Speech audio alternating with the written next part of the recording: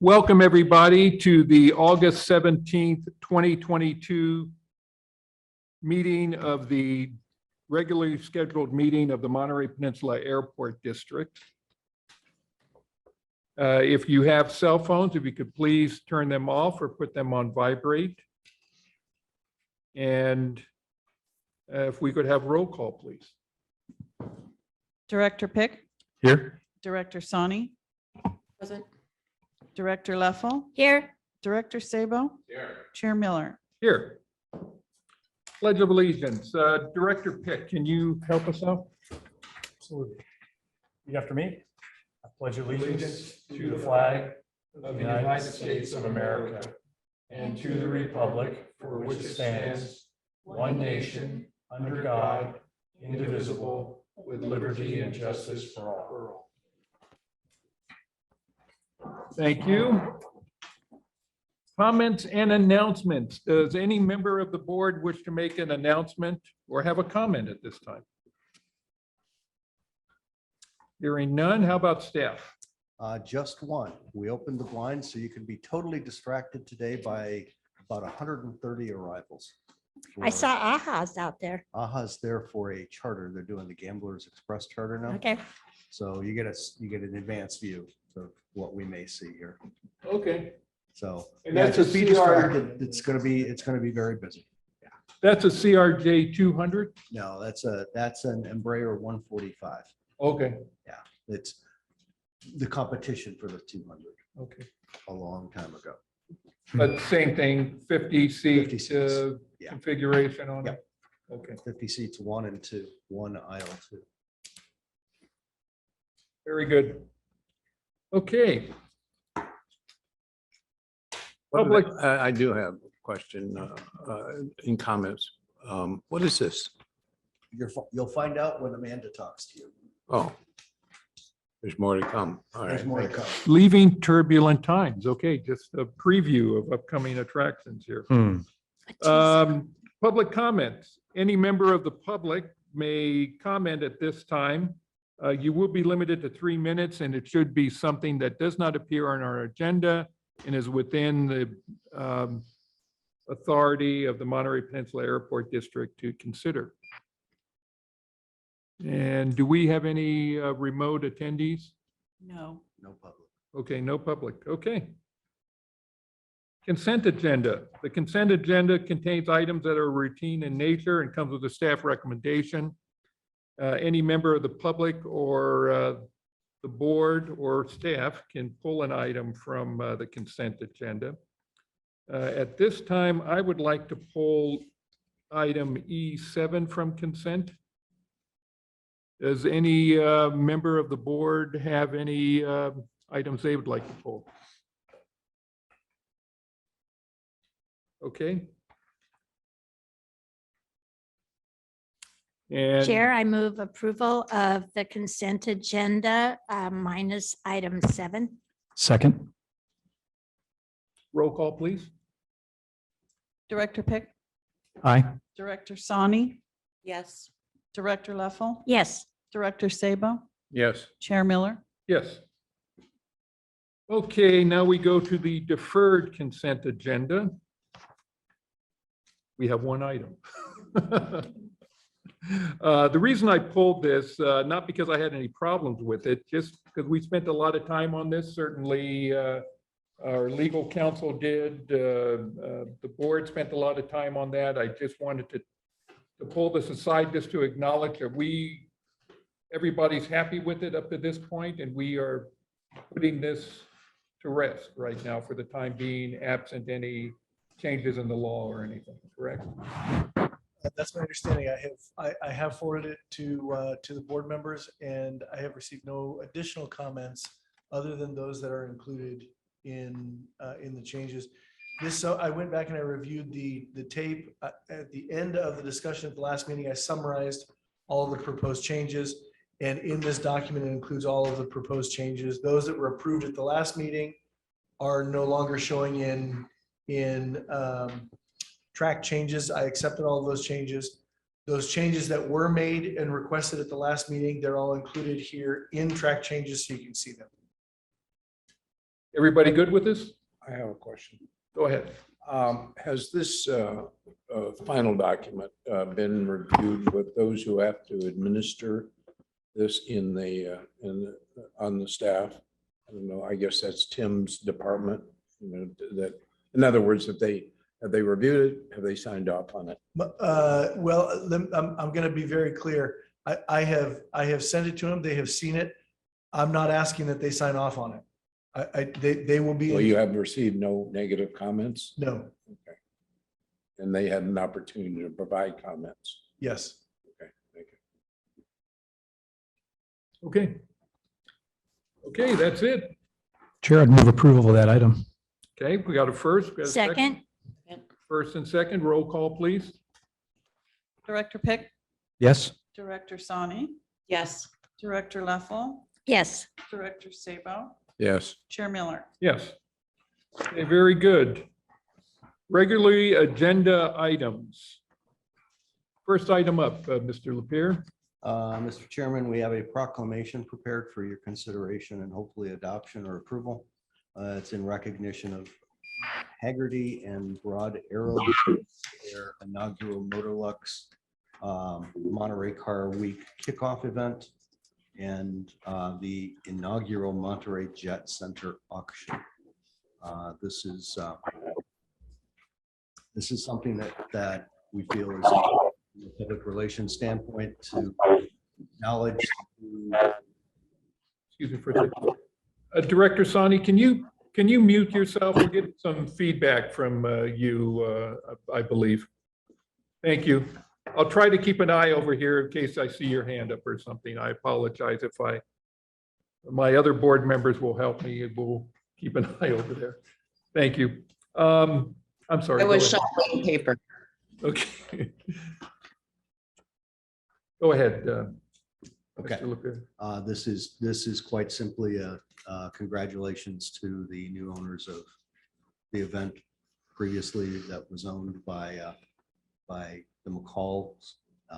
The event was sold last year to Haggerty, and this is their first event on airport, so it's appropriate for us to welcome them and say congratulations.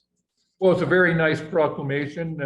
My congratulations to staff for putting it together. If they were here, I would read it, but they're not, so I'm not. So, but you captured a lot of things here. Are there 2,500 car events that are held here during Car Week? Did I misread that? Taking part in more than, oh, that's what they do annually throughout the United or the world. Okay, I get it now. Yeah, no, we're not quite that large. Yeah, and how many years did McCall's have it? 25, 26 years? That predates me. I don't have that information, Mr. Chair. But this year is a little bit different. It's a multi-day event. Can you go into a little bit of discussion about that? Today they have the preview for the auction, then they have the event this evening, and then tomorrow is the auction. Okay. So that they have right about 100 cars, I believe, on auction tomorrow.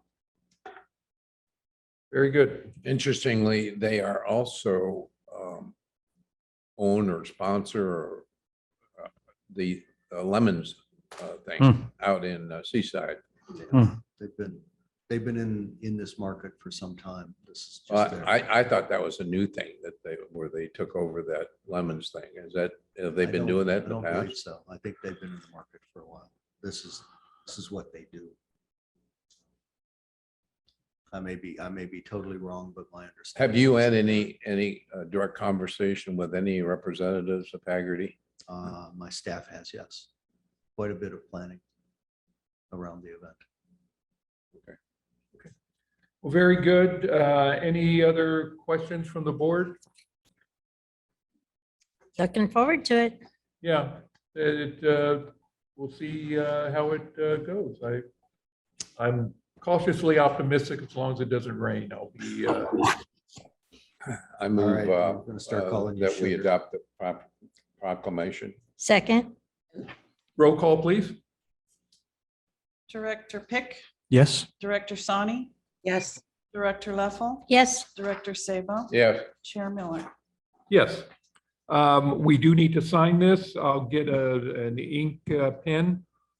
Because I have a pencil and need to do it in ink, and then we will get this to them at a future time. Thank you, staff, for putting that together.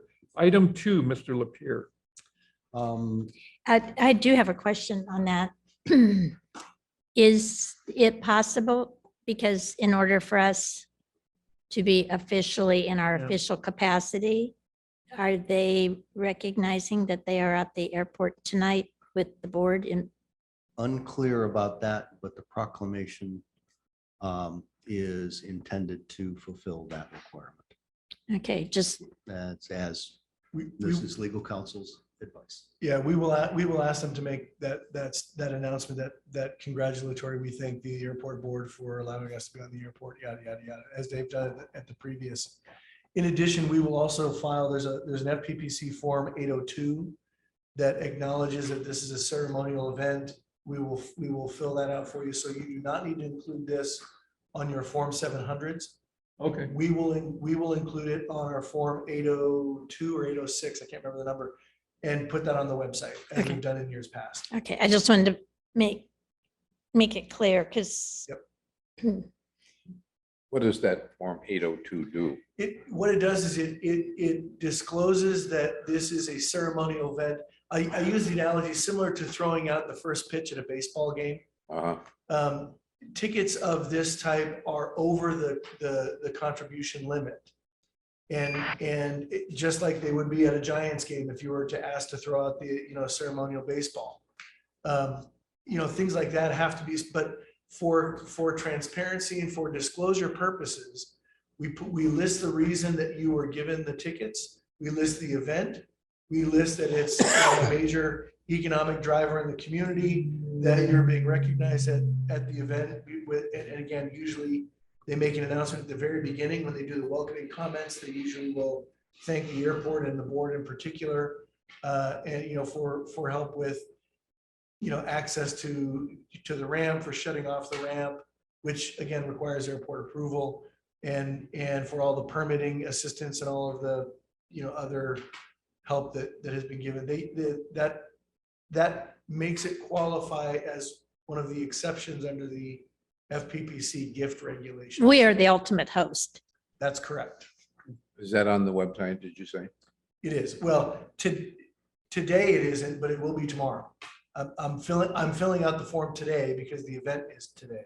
Okay. So, and then I'll How long have we been doing that? Because I was unaware we were doing that. I go through great pains on my Form 700 to explain. Yeah. And I say legal counsel says I don't have to claim this, but I, Yeah, well, yeah, I was under the assumption when it says legal counsel says you don't have to claim it, that meant you don't have to put it on the Form 700. okay. Because we are filling out the form online. And again, it's a separate form, but it does list the ceremonial aspect of it. And again, it's all about transparency. We've been doing it at least, I just looked on the website, I saw the 2019 document there. So at least since 2019, we've been doing it. We have done it as long as I have been here. Okay. So that dates back to 2016. I assume you did it prior. I don't have that knowledge. When I came on the board, we were told that not to put on Form 700, that it was an official Function of the board. celebration that we participated in as a representative of the airport. So I've never put it on. Well, thanks for explaining that. Okay. Are we done with that one? Can we move on? Okay, item number 2, Mr. Lapierre. Okay, in your packet is a document that Amanda Ocker prepared, and it recaps her activities for the last 6 months relative to our social media campaign, our social media marketing.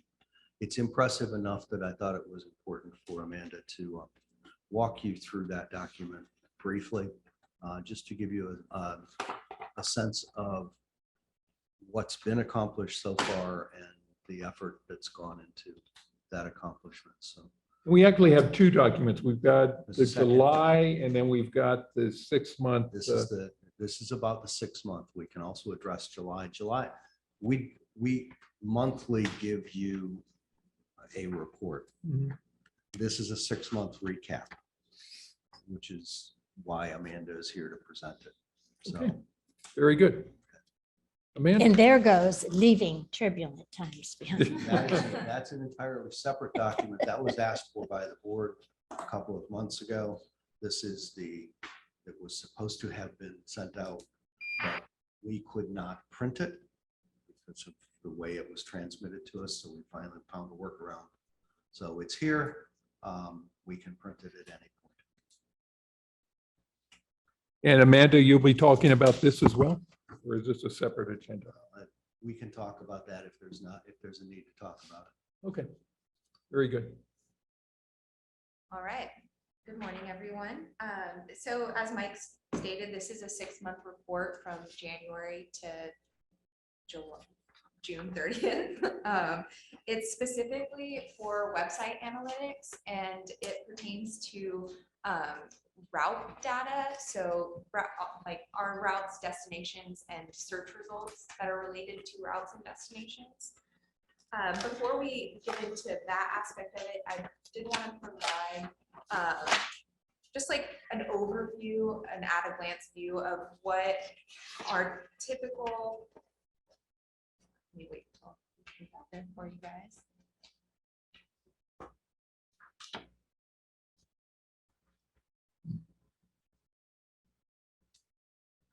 There we go. So this is just like an overview of website traffic. As you can see, page views by month. We usually hover around like the mid 50,000s. January, there was a bit of an uptick. That was when we had a lot of traffic. If you recall, in the January monthly report, we had a lot of traffic for the testing page for the COVID testing here, and that was about 10,000 visitors in that month just on that one page. So that's kind of why that was a little bit higher. But you know, usually we're around the same amount. And then by page, these are the top 5 pages that get the most traffic on our website. So the home page is obviously the most, just under 100,000. And then flight statuses, airlines and flights, airlines, and then destinations. So those get the most traffic on our website, which makes sense. Those are the ones that pertain most to airport related things. And there's a note on the bottom. Those top 5 pages account for 66% of our website traffic for the reported period of January through June. If you do a Google search of just Monterey Airport, it populates a link to the homepage as well as a link to those other 4 pages. So I think that probably has something to do with why those are more prominent than other pages, because those ones are the ones that are automatically like brought forward by the Google search engine. And then at the bottom, just another graphic of total page views for the 6 months, 345,000-ish. And then you can kind of see how much of that is those top 5 pages. May I ask a question as we go? So Amanda, those top 5, were they designated to be the ones on the top because that's where people are more likely to search, like that's what they're looking for? Is that? You know, I'm not 100% certain why Google like automatically populates those. I would assume so, but I don't know definitively, but I can check and report back to you guys on that. Does anyone else have any questions about that? Not right now. So next is again like current pages on our website. These ones are all of our route pages, our destination pages. So we do have a page for each of our current destinations, and this just shows like what gets the most, which destinations get the most traffic. So Las Vegas is obviously the most prominent. That page gets the most traffic, followed by San Diego, Los Angeles, Seattle, etc. But again, you can just kind of see at a glance where people are visiting, at least in those 6 months of the beginning of this year. And I did put a note in here for the JSX routes, Burbank and Orange County. We do have a specific page for JSX on the website. And that page also has like a destinations page just for JSX. And that page had 472 views. So total with the two route pages, Orange County and Burbank, as well as that specific destinations page, is about like 3,700 views for just JSX.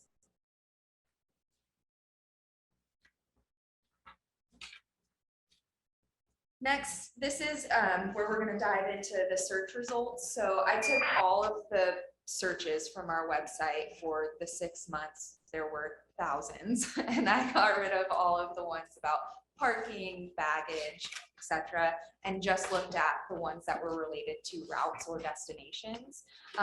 So the total amount of searches for just routes was just under 1,400. So of those 1,400, majority of them were national destinations, which isn't surprising because we're not an international airport, but there were some, about 7% of them were international searches. So there's a couple graphics in here that just show kind of that distribution. And then of the national searches, you can see the pie chart on the left. 28% were destinations in California that were searched. 25% were Nevada destinations, and then 47% were other destinations throughout the United States. And then the map is just kind of a heat map of where those searches are. California and Nevada were obviously the prominent ones, and then there's a couple white orange ones that are other like heavy states that were searched.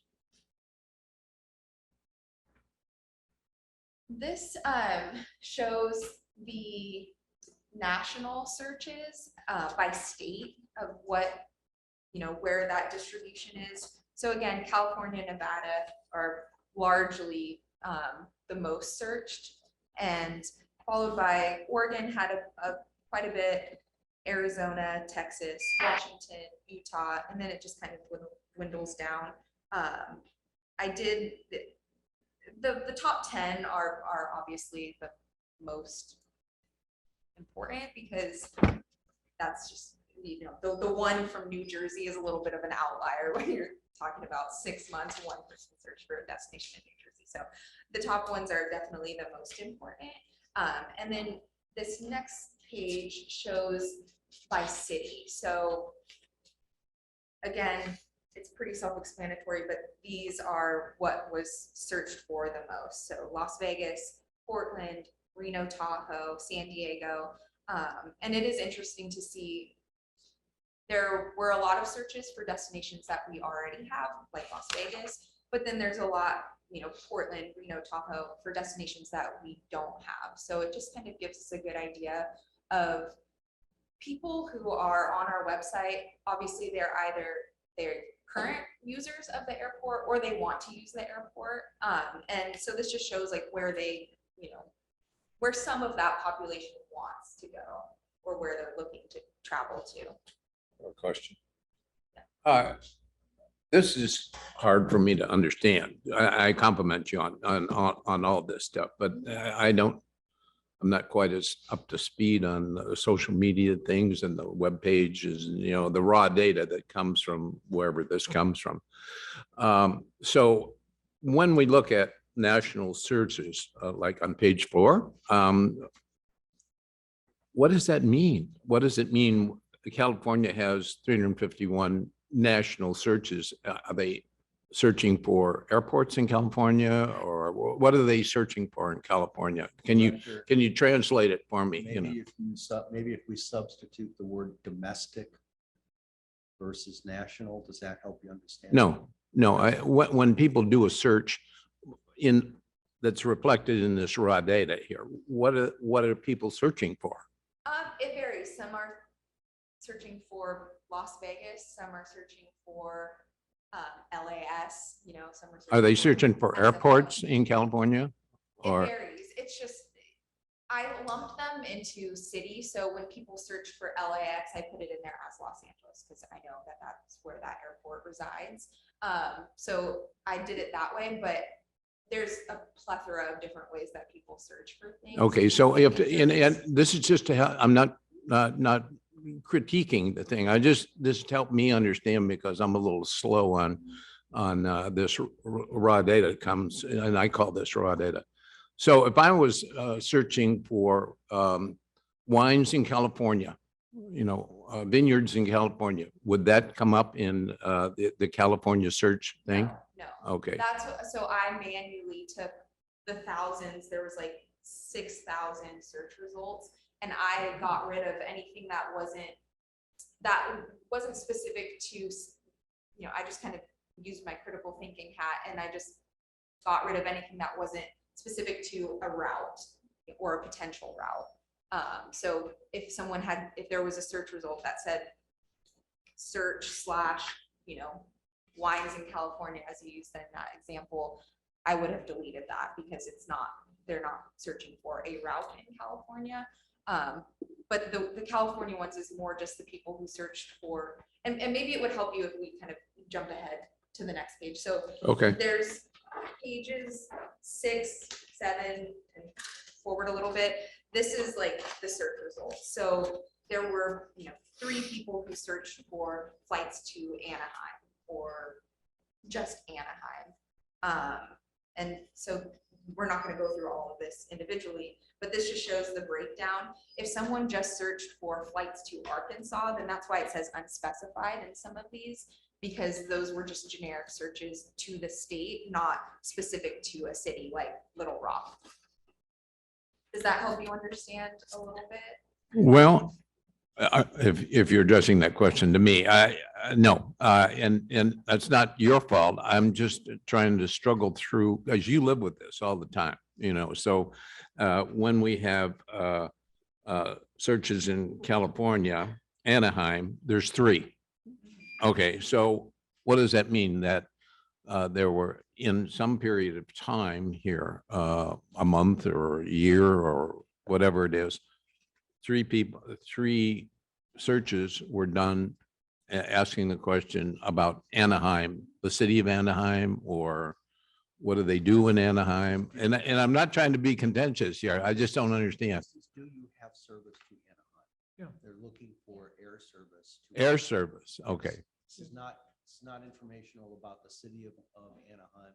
okay, This is searches for air service from Monterey to Manhattan. okay. And that's where they're going to our website and not an individual airline. And our website will actually link them to that airline if they make a click, right? If it's a route that we do have, then yes, we would have all that information of how they can go directly to book that flight. But if it's a route that we don't have, unfortunately, it just wouldn't populate a result. Okay. But so Bill, if you wanted to fly to Anaheim and you were like, oh, I live in Monterey, I want to fly out of Monterey Airport, and you typed in MontereyAirport.com and you were on our website. And I'm on our website. on our website, Okay. MontereyAirport.com, there's a little search icon in the top right corner. If you click on that and you typed in flights to Anaheim, that would populate in our website analytics, that would populate a search result. And that would be one of the 3 in the 6-month period. This is just looking from January 1 to June 30. Okay, see, that's something I just learned. This is all through our website out here. Yes. The just guys on the website. Air Services Committee know all this stuff already because they're expert at it. I see you're Facebooking all the time, you know, and so in other words, there are words that are not on here that say, oh, this is through our website and this is something, you know, from Monterey to Anaheim or Anaheim to Monterey, you know, and that's why I'm having the confusion. It's kind of raw data, you know. Everything on this, everything in this report is website data. So it's all what was driven through our Okay. website. All right. That's helpful. Thank you. Unfortunately, we have no way of looking at analytics for anything other than our website. So yes, this is just our website. So then please skip ahead to page 11. This is international searches. So again, by country, this is where people were searching for. Largely Mexico was the predominant search for international destination. And again, that shows, the next couple pages shows the breakdown of any specific searches. Most of the international ones were unspecified, just generic, but it does show a breakdown. Lastly, specifics. And then this last page, just. I'm voting for a direct flight to Bora Bora. I know, Second right? that. I would second that. I think you and Hal went to New Jersey, right? Ah. So we identified who that one person was. And I might be a Little Rock because that's where I'm flying in a couple weeks. So So just a few highlights. Overall, the top national destination that was searched and visited on the website was Las Vegas. It had the most traffic on the Las Vegas page on our website, and it was also the most searched for destination of any, city, airport, etc. The top 5 searches by state were California, Nevada, Oregon, Arizona, and Texas. The top 10 searches by city are listed here, and I broke them down by which ones were our current routes that we currently have service to, and which ones may have potential interest. So the current routes in that top 10 were Las Vegas, San Diego, Los Angeles, Seattle, and Phoenix, and then the ones that we don't currently have that are within that top 10 are Portland, Reno, Tahoe, Palm Springs, Yuma, and Sacramento. And then as far as international goes, again, Mexico was the predominant search for international destinations. So that is it for this. I'm happy to answer any questions you guys might have. oh, this is good. Then Mike, how do you take this and then translate it when you go out and call on an airline? 2 ways. One, we've shared it with Mike Bowen. It will now be wrapped into our presentation material. It's information that just supplements the data that he gathers for us. Secondly, Who was also that? becomes- Who's he? Mike Bowen is our air service consultant. He He was met with here us during the with 2 Land and days. Ground. He's the gentleman that we have on retainer to assist me with air service. Actually guide me with air service. Secondly, we use it really to develop our targets. We're talking about Reno Tahoe service. You can see by this data that Reno Tahoe has some interest here. Yeah. We probably wouldn't target something in Indiana based on this data. I'm so sad. I know. But so it kind of drives our target a little bit too. And it's the key with air service development is show them something they don't already have. And this is something they don't already have. It's data.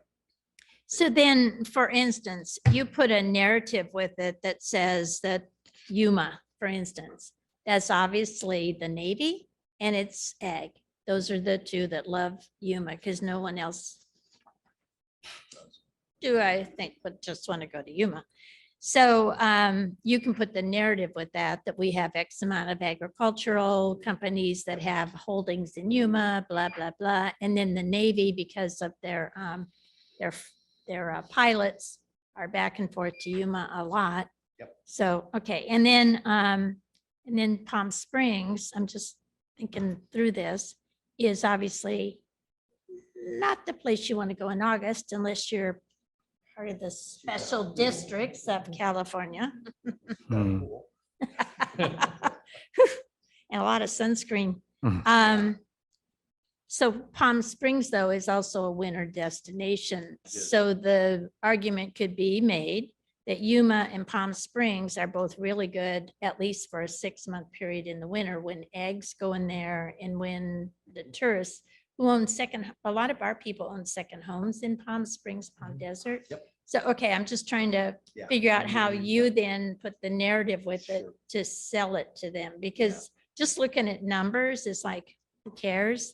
But Yeah. the Yuma one and the Palm Springs one could both be a travel person at a multi-billion-dollar ag company that is looking for 500 flights over the winter because they're the person that books the tickets. Same thing with the military. It could, it's not just me looking for Little Rock because I happen to be going to Hot Springs. So, yeah, okay, I get it. I just want to make sure I understand how we use it. Very good. Any questions for our board? I got more questions. Questions, comment, go ahead. I'm looking at national searches here, and I'm assuming that if I'm on the Monterey Airport website and I go to search and I want to go to Charlotte, North Carolina, and that's on my mind, I would put in Charlotte, North Carolina, flights to North.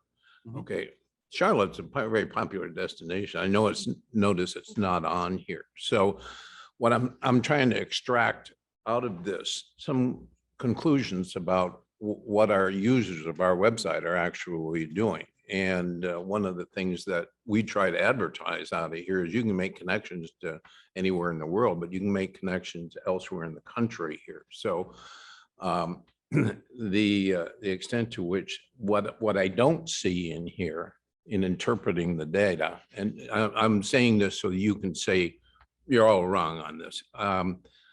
If people want to connect, we want people to get on our airplanes, go to Dallas, go to Phoenix or Denver, and connect to somewhere else to go see their grandkids somewhere.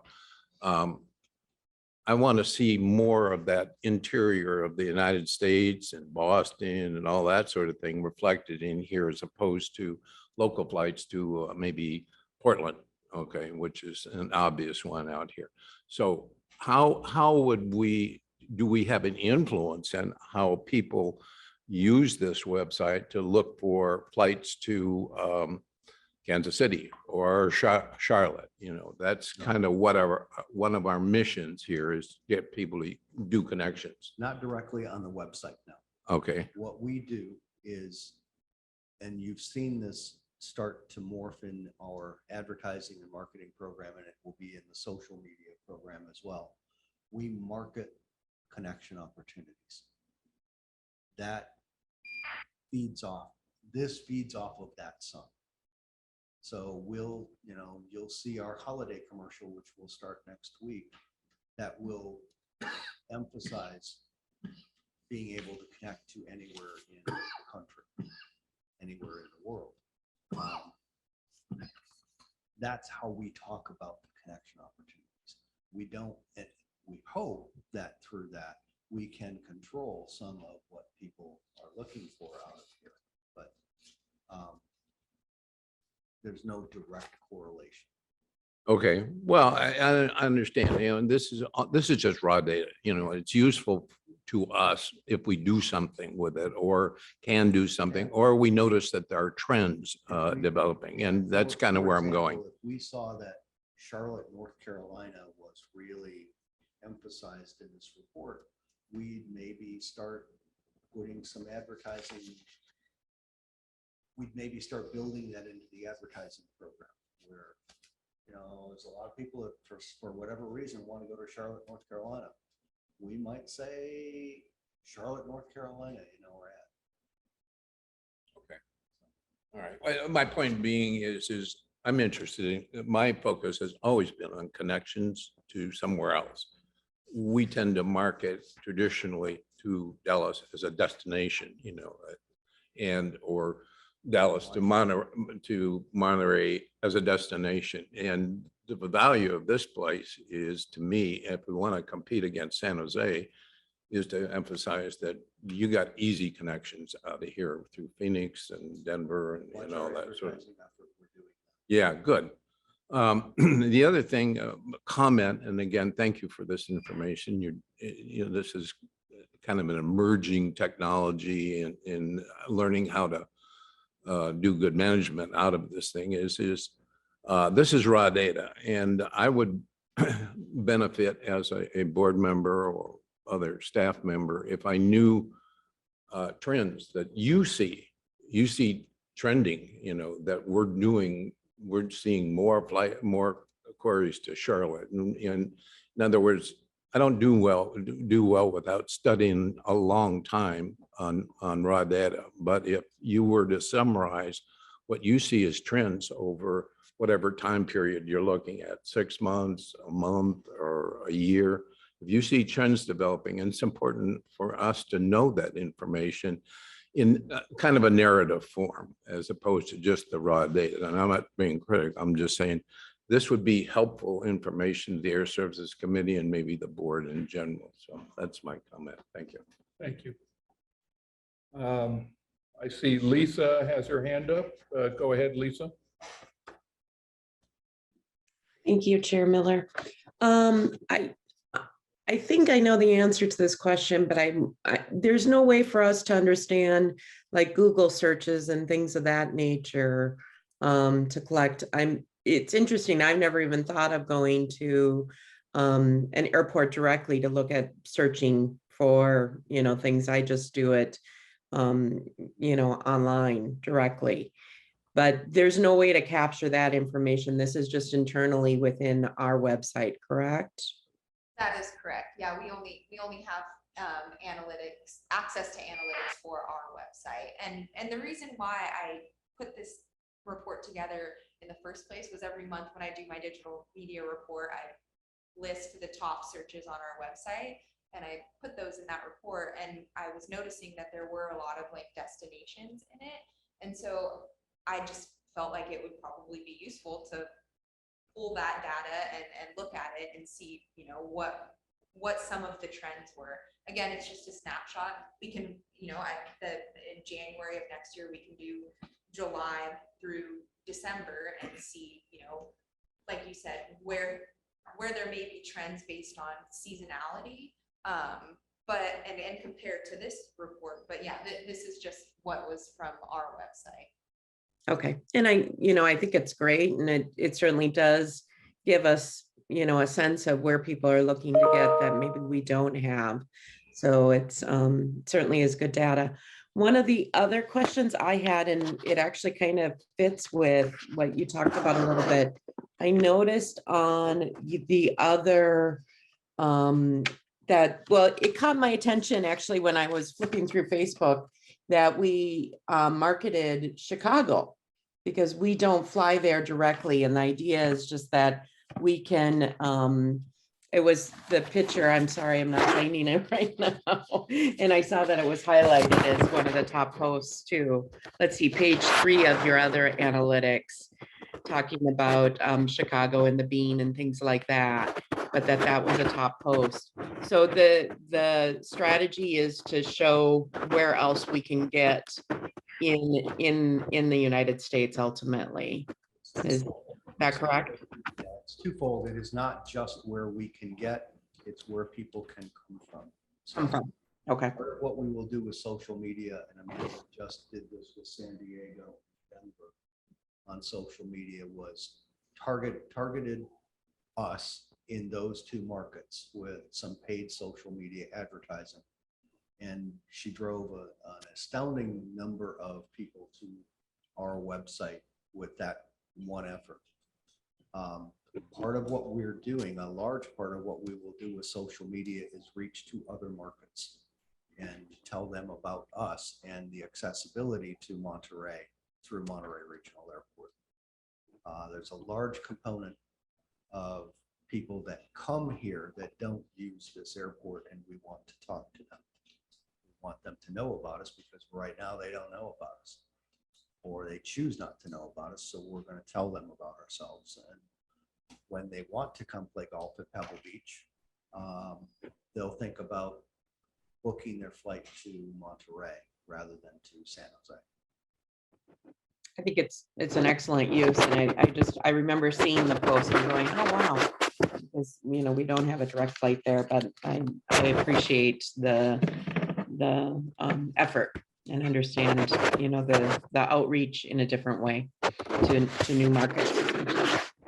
Thank you. And touching on that, as Mike said, that is part of like the paid social media strategy. So that post was posted organically just to our followers, but we put money behind it, which you in that report, page 8, the results for that ad. So we put some money behind it, and they call it boosting. So we boosted the post so that way we would reach people in this area that were outside of just our Facebook followers, just in an effort to kind of, again, get people who aren't already following us to know that we're here throughout the county that may not already be using the airport. Yeah, reaching 32,000 people. So great. Thank you. Director Leffel. Just a thought, several years ago, I was on the marketing committee. I joined it for ACI, and I went to a conference, and what I found was there were a lot of Amandas there. It was the people who do the marketing, who do the social media, who do all of the advertising. And there were also people there from the airlines who did the same thing and were interested in all the analytics coming from the airlines. But I had the occasion at a lunch to sit with the head of marketing for San Diego Airport and for Denver. And both of them showed a willingness. Now, this is several years ago, and I know they both changed jobs, but they both showed a large interest in co-marketing with us, that they've got so much more money than we do for doing that. And I'm going to go back to Tom Greer's old thing of tee off in the morning and ski in the afternoon kind of thing, or vice versa, ski in the morning and then with the time difference, tee off in the afternoon, that you could actually get on the flight after a morning of skiing and be here for a tea time. And so I pitched that to the Denver guy. I'm like, you know what? It might be a good way. We both up our numbers. It's because they're doing the same thing we are. They need to increase their numbers. So I just want to put that out there, Mike, that it might be good if Amanda reached out to whoever her counterpart is at those airports. And typically, I mean, same thing. Do the aquarium in the morning and SeaWorld in the afternoon, that sort of thing. But just kind of do something that might get a different pot of money included in our marketing. Some airports do that, some don't. Watch us do that with Reno. Should Okay. that service happen? They Okay. do that. I just want to throw out Denver and San Diego because they both showed interest. And so it seems to me that's a good way to maybe do it, because both of those look like they're pretty good flights too. So, I mean, Hal and I flew to Denver for an art show, and we never would have gone there this year without it. So it's just that you don't know what people's appetite is. So it's good if we could all kind of joint advertise. But remember Tom's thing, because it was, I think, one of the most clever things that he had up his sleeve, and it works. There are a lot of people that like to do multiple things. Director Sani, thank you. Director Sani, your hand's still up. You want to? Okay. Amanda, thank you for putting this together. It's a lot of information. I think it's important for us to realize this is just one piece of a very big puzzle. Yeah. I noticed you had no inquiries about Europe. So, I've been married to a certain tribe for 40 years now. And every year, once or twice a year, they make a pilgrimage to the old country, Italy. And they always fly out of San Francisco. This year, for the first time in July, 10 of them flew out of Monterey to Dallas nonstop to Rome. And never happened before. They love the flight, love the connection. But we don't see that here. So there is interest beyond this happening. And they paid maybe $120 more than they could have got the flight out of out of San Francisco, but the connection, the times, it just worked out perfectly. And they were raving about it. Does Landrum Brown have access to more of the Google searches, or do they go directly to the airline searches? How do they get their information? They use ARC data that is sourced through their subscription and through DOT. So it's reported data to DOT from the airline. So they get it, but it's vicarious. It's not direct. And how old is it? Usually it is, I'll say they refresh every 4 months. That's not too bad. It's not like you're getting it 18 months after everybody looked at it. So. Very good. Thanks for that. Briefly, can we talk about this? This is great, by the way, and I have not seen this before. Is this how it appeals on the website, or where did we get this? Who put this together? That was Amanda and Chris Chitlaw. Well, my compliments to both you, Amanda, and Chris for putting it together. Very succinct. I like it. I think it puts out a lot of important information in a way that's easy to digest. So good job with this. What are our plans? We have no plans. This was at a request from the board. So should you want us to print some for you so you can use them as you're out in the community, we're happy to provide those. Yeah, I think it would be great. Anyway, can we put this on our website or something? Because I'm jumping here, Mary Ann, you had a big. No, I'm the one that asked for it. So, and I gave Mike a sample of what I had from, I can't remember, Community Foundation or somebody that, yeah. So I handed him one and said, this is what I'm looking for, because it's easy. People can, if all they want to do is just look at the numbers, the little box on the left, they can, or if they care to read it. But I believe it should be on our website. If you want to email it to all of us where we can use it on social media, Yeah, we can send. or like, tag us on social media, so it's also up on our pages. I think that would be good. And then maybe if we all had maybe 10 of them, that if we're out talking to people, that we could, it would be a good leave behind. I think that would be good. Because it is, we're the ambassadors of the airport. So we are the team Monterey. So I think it's important that we have these to go out and about. I would send maybe 25 of these to Jimmy Panetta's Washington DC office. Yep. Because they will put them on the coffee table in the lobby. And I would make sure that all of our elected representatives have them for their offices. Laird, Rivas, everybody who touches Lofgren, make sure that they all have it with a cover letter from Mike and just, hey, this is our latest. Please share it with your constituents. Because that's really how you get Oh, it let's out. send them 50. We don't have. Send them 50.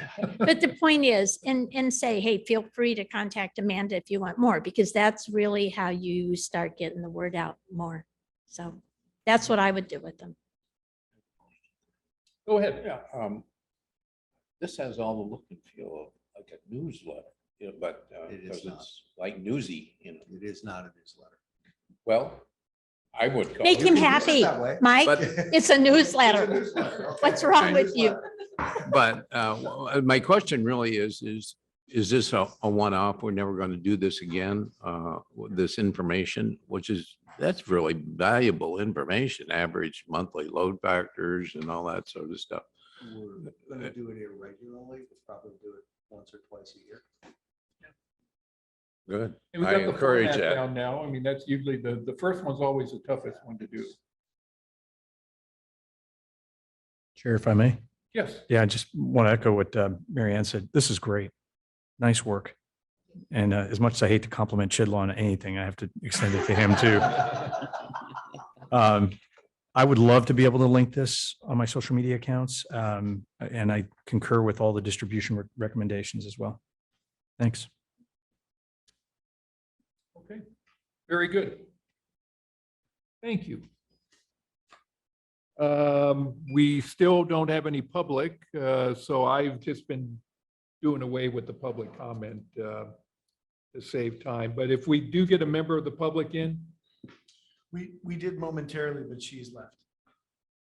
okay, I'll Any member of the public wish to make comment at this time? Okay, hearing none, we will close this out. Thank you very much, Amanda and staff, for putting this together. Very useful. Our next item, Mr. Lapierre, I think you're going to turn this over to our council. I'll tee it up and then council will talk about it. Yeah. This is the contract with BBSI for HR services. This is finally found a vendor that could replace RGS when RGS left at the front end of the pandemic when everybody was working remotely. Our representative took a new job at a new company. They could not, RGS could not replace her. We've been looking for someone to replace that service since that day. We found BBSI. They're a national company, but they have a local office located in Ryan Ranch. We've done 2 interviews with finance committee for the person that will be our lead representative. And finance committee has seen the draft of the contract. They saw it at the last meeting. There have been some modifications as a result of BBSI's review. And Scott has reviewed those changes. The original document was penned by Scott. So the suggested changes from BBSI are embodied in the document that we put in front of you, and Scott can cover those for you. Yeah, thank you, Mike. The board members, the document that you have received a final version, and also one with red line changes on it with a markup. The markup is the result of a back and forth between me and counsel for BBSI. The changes by and large are not material. And I say not material because they really don't change the substance of the contract itself.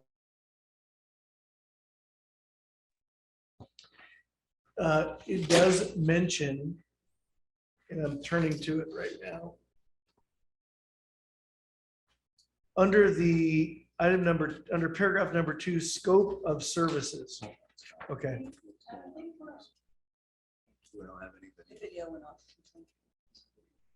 We have to go to the right of where you were.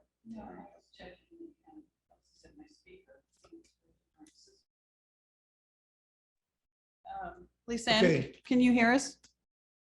Okay, terrific. Okay, so in paragraph number 2, under scope of services, they wanted to add in the paragraph that you see that's in red and underlined.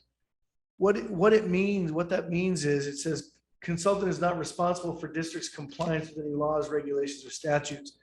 That is not to say that they aren't going to advise you as to laws, regulations, and statutes. They're going to tell you, hey, look, you need to comply with X. And what they're saying is, we're not going to pay, if you don't comply with whatever the law is, they'll advise you that you need to comply with it, but they're not going to be responsible for your compliance. Can I stop Sure. right here? This Yep. is the biggest thing that Yep. on the original that I objected to. They're trying to wiggle out of any responsibility for anything they say or do. Okay, so if in fact they're not going to be responsible for our lack of compliance, where in this thing actually does it say the words, we will advise you of things that you are lawfully required to do? Under Exhibit A. Okay, Exhibit A outlines all of the things that they're going to be doing. And that's really where the meat of it is. That's really where the meat of their services lies. They're going to be advising on all manner of items. In fact, let me get my glasses back on and turn to that. And in reviewing this with the finance committee, that's where, again, where the main focus of this was. But I don't see, with all due respect to you, Scott, in your legal wisdom, I don't see that in Exhibit A. I don't see the words advise you of your legal requirements under federal and state laws or something along those lines. And so if we haven't tasked them with that, and we don't have they're saying we're not responsible if you didn't put the posters up or, whatever it is, then they're scot-free. They can have negligence, they can have omissions, and we can't hold them responsible. I realize that I'm being picky here, but at some point, we're doing this partly because of our potential liabilities. Yeah, as it relates specifically to, let me go through this for a minute. They will be responsible to maintain the employee records. They will conduct annual evaluations. Oh, wait a minute, this is not. Wait a minute, we changed it. My comments were directed at your Exhibit A Hang on a reference. second. This Exhibit A.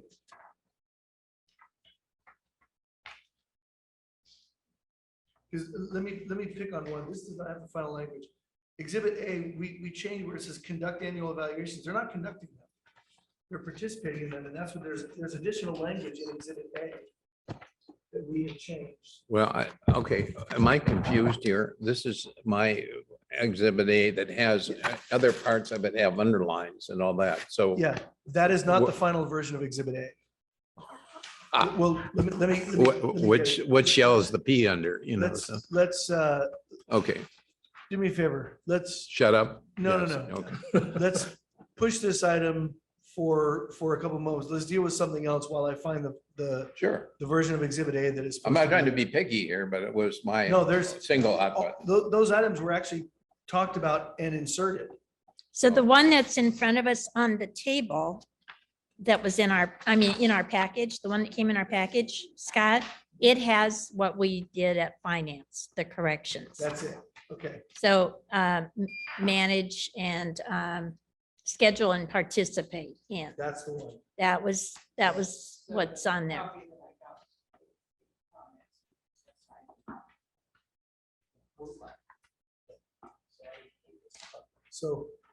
So on, if you pull the one that's in the packet, The one that has no underlines. page 9 of 14. Not the one that was on the table, but. Not but the one that- on your table, Bill, the one that came in your One in here. package. Oh. All right, thanks. You I'm got it. so fortunate to have you. I'm here for you. Sitting- Page 9. Page 9.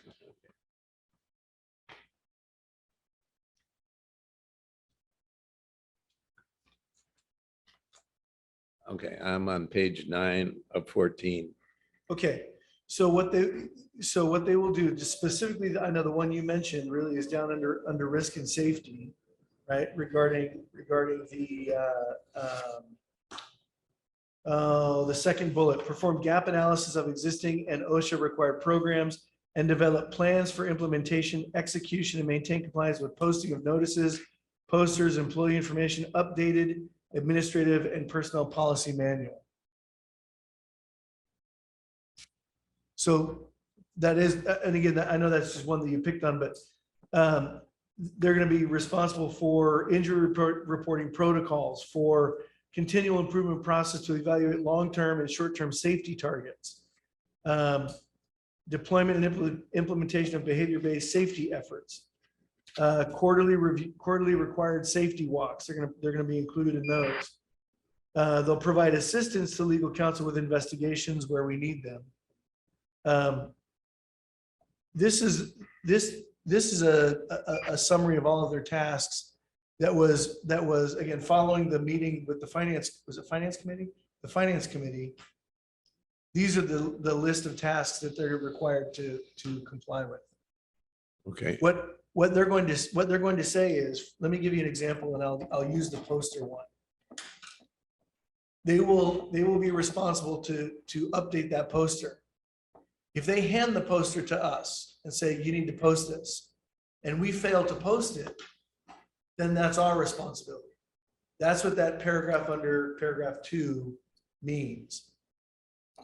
If they fail to give us the poster or fail to tell us, hey, there's a new poster, you need to go get it, then that's their responsibility. I get it. Okay, now, we and you have a shared responsibility to make sure that we keep the district out of litigation Yes. or penalties for noncompliance. And that what I see in risk and safety here is they're going to perform a gap analysis of existing and OSHA required programs. That looks to me like a one-time shot. You know, there's no frequency requirements here. There's no ongoing annual review. And the day after we sign this contract and they do a gap analysis, OSHA puts out a poster requirement, and the state has an OSHA poster requirement. We may never know again because they're not obligated to do this. You know, they've limited their scope to cut down the amount of time they have to spend on servicing us out here. So I'm a little concerned about it. I hope you understand that I'm doing this with good do. intentions. I do. Let me tell you where I think they are continually on the hook.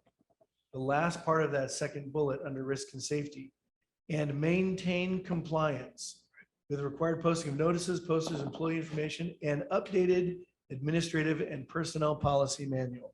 And They have to maintain that. And keep where it updated. where are you reading from? Second bullet point under risk and safety, Okay. the last And clause, maintain and maintain compliance. It's not a one and done. Does that mean they're going to help us maintain compliance, or we're responsible for maintaining? They are going compliance? they are tasked with maintaining compliance. Now, Okay. They've got a lot of wiggle room in that one if they screw it up, you know, so you're our counsel, and I'll go with whatever you say.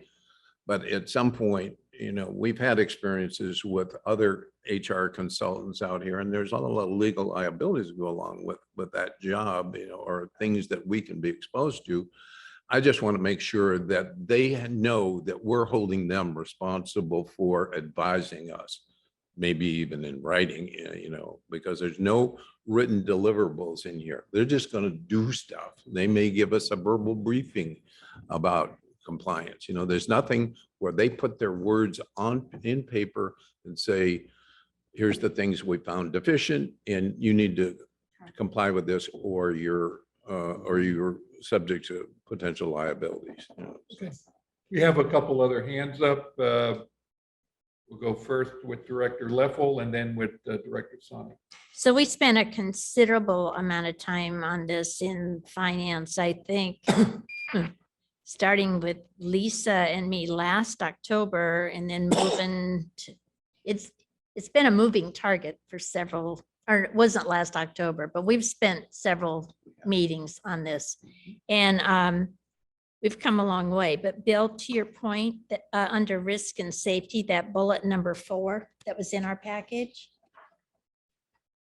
I think that also speaks to the continual improvement process to evaluate long and short-term safety targets while reviewing risk management KPIs, identify any needed changes, work with staff to implement. There's a mistake there. I'll correct. To implement the needed changes.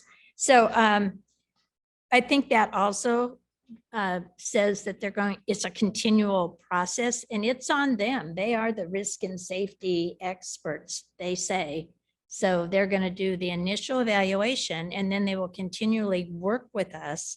And it says here, continual, to maintain what they've come up with and what we are working to do better. So I'm okay with it. I think it covered it pretty well.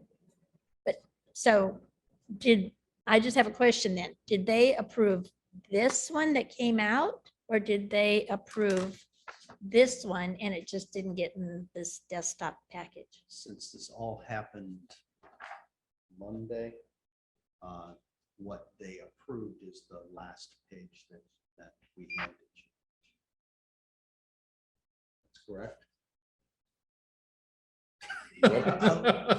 What is the last page? Is this the red underlines?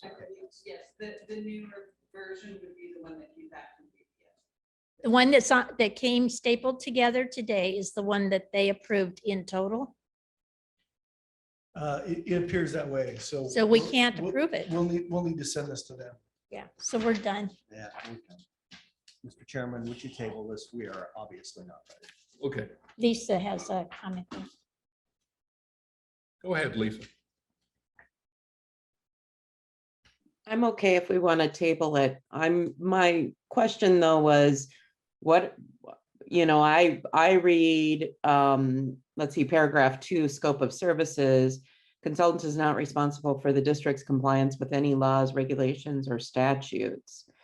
The services including, it seems like we're still going to have to use our legal counsel for everything. So I'm wondering what we're gaining with the consultant, and request that that's clarified in the negotiations.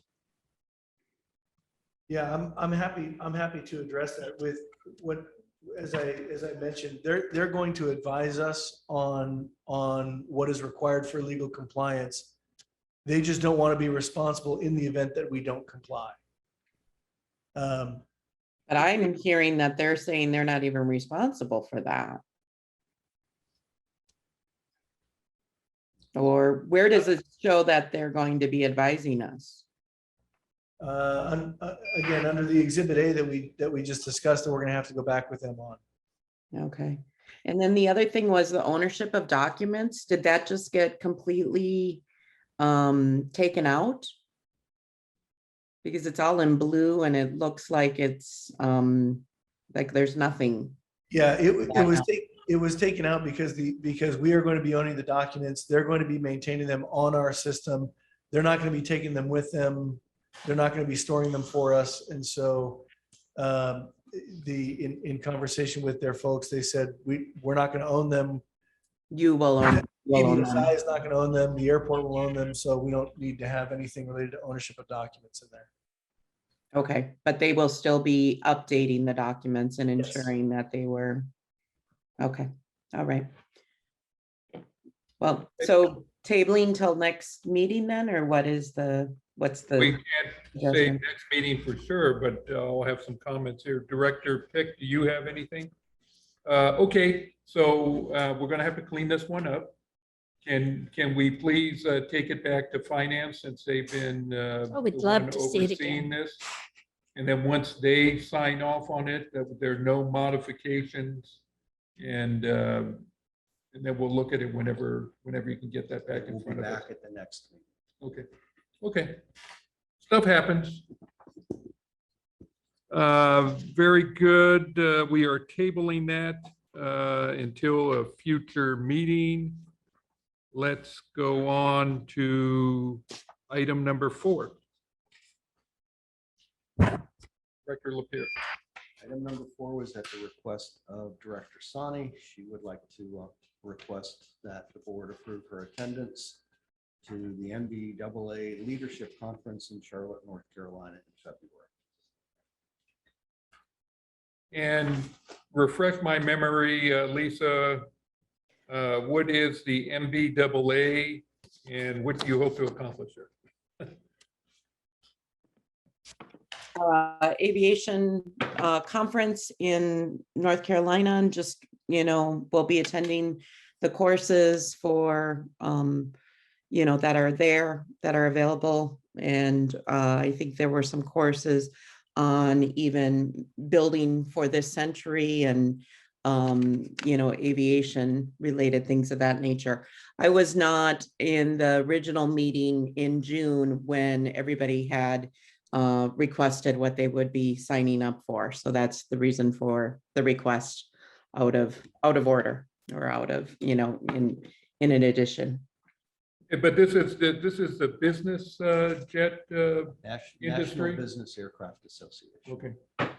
And Bill, you've attended this before, haven't you? I haven't been to their national meeting. I don't know what this one is, but yeah, it's very beneficial. We are members, by the way. The airport is a member, and my attendance was to kind of support the Jet Center or our FBO activities here.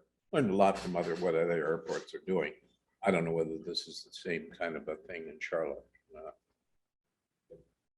Well, sounds interesting. I've never attended one of their events, but I guess we just vote on this. Do we have to do a roll call or we just do, we just say, okay? Since we are on Zoom, you're required to. Okay. I move approval.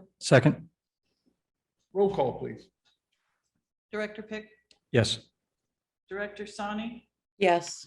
Director Leffel, Yes, Director Sabo, Yes. Chair Miller. Yes. Okay. Look forward to hearing back about this one. Thank you. Well, that takes care of the regular agenda items. Why don't we move on to standing committees, budget and finance, between Directors Sabo and Leffel. Who wants to give us the report? go ahead, Bill. I'll fill in. Oh, thanks, Mary Ann. No problem, Bill. We discussed I think, I can't remember all the things we talked about, but the contracts, and we analyzed, did a little, answered questions about some of the aspects of the monthly financials and all that. And we kind of got to questions about, the extent to which the taxis or activity was going down a little bit. Some of the some of the collections, and those seem to be going well. We have a good income statement here. And I think going forward, because we will now be relieved of the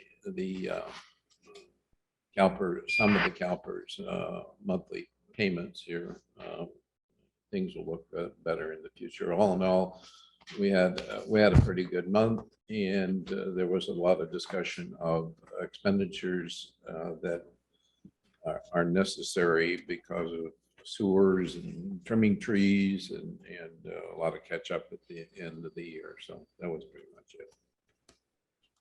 Anything to add, Director Leffel? A couple things. We did spend a lot of time on the HR contract, so hopefully we'll get it done the And it next shows. next month. We also, our auditors were on the in the meeting with us for about the first 45 minutes. And we have the same audit team that we've had. And what's going to happen is they're also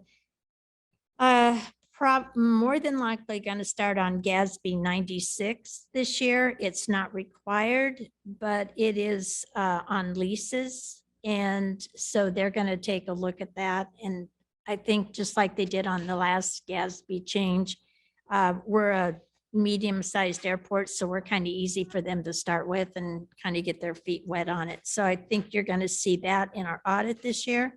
They do not expect to see any delays, because if you remember, over the period of time, we've had a couple times. One, our lead auditor died from Hayesh and Wayland in the middle of our audit, unfortunately. And then the second issue was the CARES Act. And although the government announced they had the CARES Act, they threw everything out there and then didn't put any rules with it. So the auditors didn't know what they were auditing.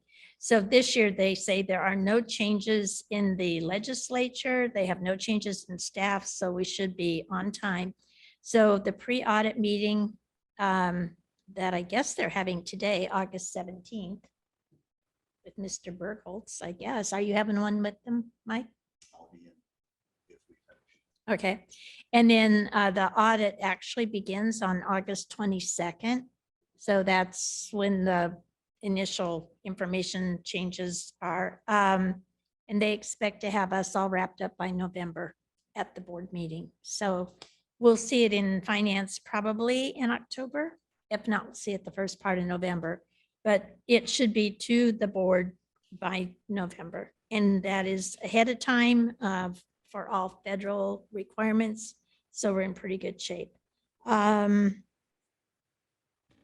They talked about they're going to do a risk assessment and talk about the economic environment for all airports right now and how it impacts us and how we fit in. They talked about that they have to do a separate report for PFCs, which we know that they were making that very clear to us. And Bill, I think, asked about the report on CFCs, and they said that is a report to stakeholders. It is not a separate required audit to the federal government. So it's a separate schedule, but there is no audit guide for it. So I think those are my notes on it. And I Okay. think that covers. Any questions it. for finance? Okay, thank you. I apologize. I skipped over departmental reports. Does anybody have a question of a departmental report that we received? No. I have one. Oh, go ahead. Well, I did too about the parking. Is that fixed? This is the one where they didn't get a receipt? No, we are continuing to have some technical problems with the parking system. Reef is working on it. We have one of the issues fixed and then we change and have to fix another. So, but that is Reef's responsibility. Okay. And I found out at our last meeting that Bob Leinhardt has retired. Yeah. He retired a few months ago. He's So his- old enough to retire. My Yeah. goodness. Maybe he's doing something else. But so we have a replacement for him and There is, I do not have a name for you. So back to the parking, which we can control. Do they have any idea when they're going to get it fixed? I haven't heard an update today. We were told yesterday, but they did not get it fixed as of yesterday. It's the front premium lot and the arms are both up currently, so people can come and go. But So what we're dealing with right now is lost revenue and Reef's responsibility. So how do you track it? Because people pull a ticket and then you know what isn't paid for? Now, what we're doing is we're looking at the average daily activity in that lot. And that's what they'll pay us for until such time as they get this. well, that's a good deal. Well, maybe I not. don't know any other fair, to me, that's the most fair way. I mean, in reality, we should be getting more. If you want to make the case that we'll have a lot more traffic down there this week than we normally. But that really can't be that case. That lot is active and busy because of the restaurant. So the restaurant's not going to have to pay theirs either. That should make Mr. Call and Mr. Wood happy.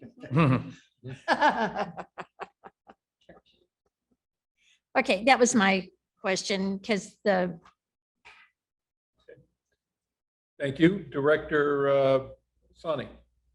I had a question about the rental car company. Left us high and dry. Are those We'll our talk about hours? that at when we go to air service coming up here next. We'll talk Oh. about the complaint log. Okay, I'm sorry. I thought that was, When I opened this up, these are the ones, Perfect. the police report, things that are not covered in committee reports. Committee. And I had a question about the police report with the laptop that was stolen out of baggage. Was there some validity to that, or could they have lost it on the airplane or something? That seemed, I can't remember the last time we had thefts occurring in our. Yeah, I'll have to check on the outcome of that. I don't have that. there is an investigation ongoing. That's all we know. Okay. Go ahead. I have a question, and I'm not sure whether this is departmental stuff or committee stuff, but let I'll you take a shot. You'll let me know. You know. Don't hit me hard. I won't. Okay. I've been reading a lot about the advancement of these vertical takeoff and landing aircraft. You know, we're getting closer to that, and with particularly Joby and all that. And I'm looking at what other airports are beginning to do. They're starting to plan for what their relationship is for those services.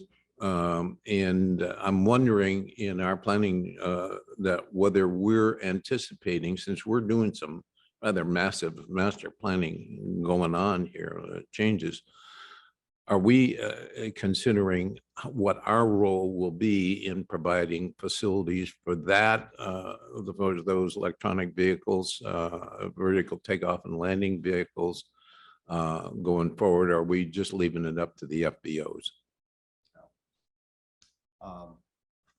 We are monitoring what's going on in the industry and will position the airport appropriately. Right now, There's a lot of talk about these things, but no one quite knows how they're going to be deployed.